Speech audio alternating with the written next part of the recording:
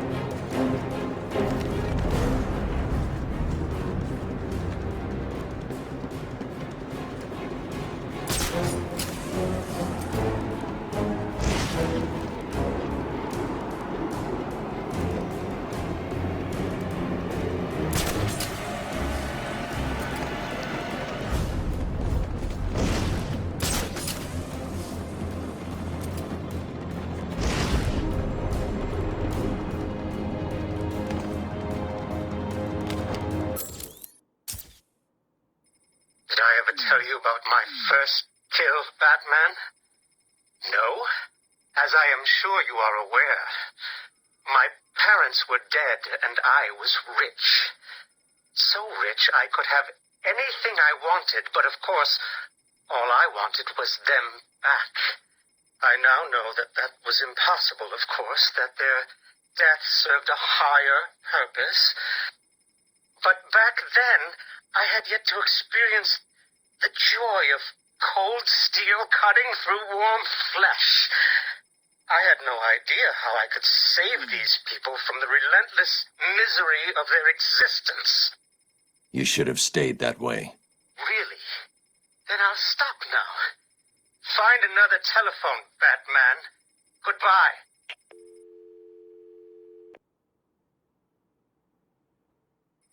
You made it. I think I will continue my story. I feel the need to talk, to confess maybe. I was rich and alone, but not for long, of course. I took to gambling, or maybe it took to me.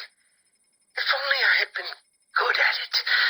I may not be where I am today. As my life spiraled out of control, I desperately formed a plan. A plan to win back my parents' money and be happy again. It didn't work, of course. Plans like that never do. But as I stood outside the Iceberg Lounge on that hot summer night, I remember feeling something. Hope, maybe. The Iceberg Lounge was crawling with the disgusting flesh of humanity. You could find anything there, if you had the money, of course. At the beginning, I seemed to be winning. The cards all went my way, and I found myself at the owner's table. For some reason, I thought I would win, that he would play fair. I looked around the table.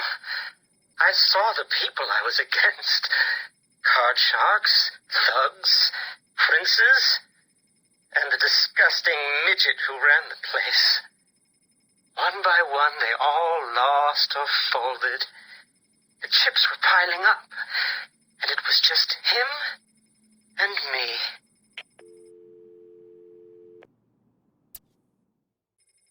They called him Ben. He had both eyes, of course. That little accident hadn't happened yet. And both of them were looking at me when I put down my cards. 6 of clubs. 6 of diamonds. He looked scared.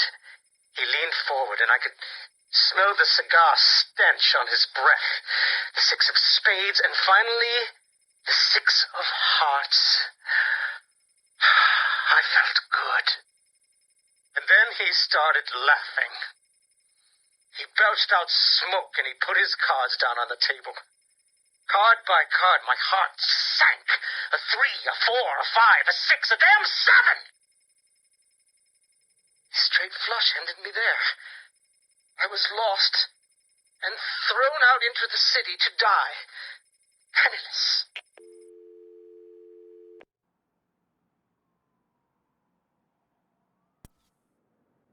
Can you imagine what it was like, Batman? I was numb.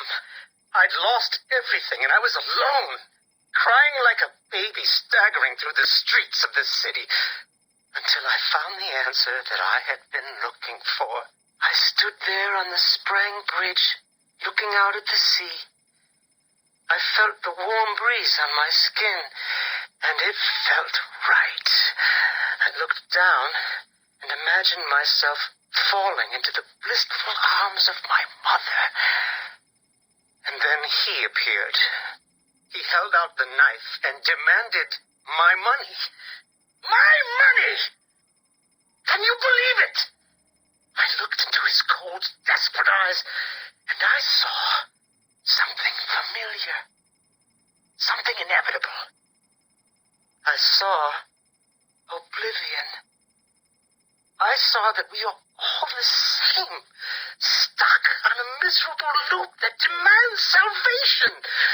So I gave it to him. Can you imagine what it was like, Batman? I was numb. I'd lost everything, and I was alone, crying like a baby staggering through the streets of the city, until I found the answer that I had been looking for. I stood there on the Sprang Bridge, looking out at the sea.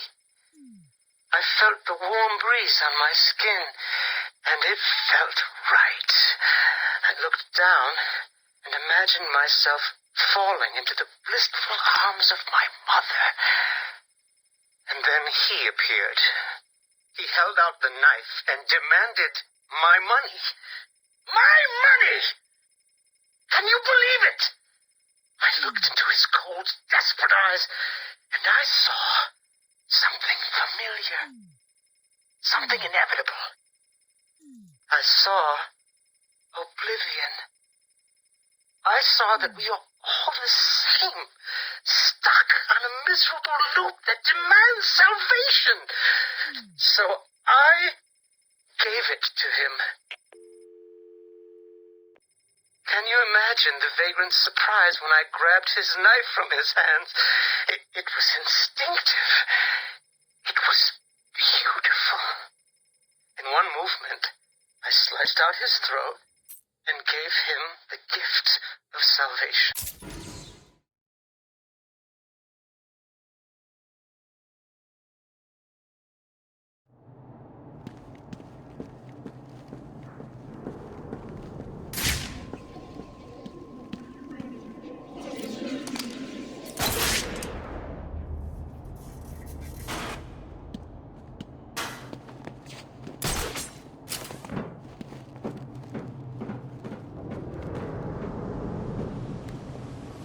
My body is a temple dedicated to your memory.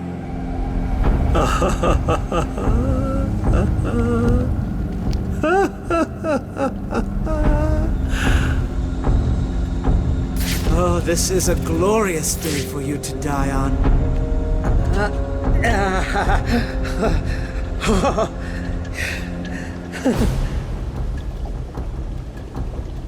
cannot describe with mere words the joy I feel as I make that mark into my flesh.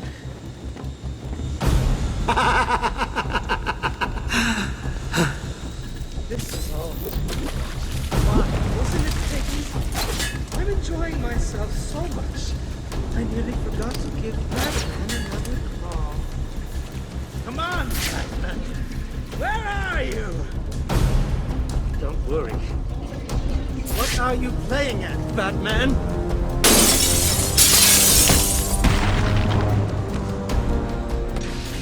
This is not over.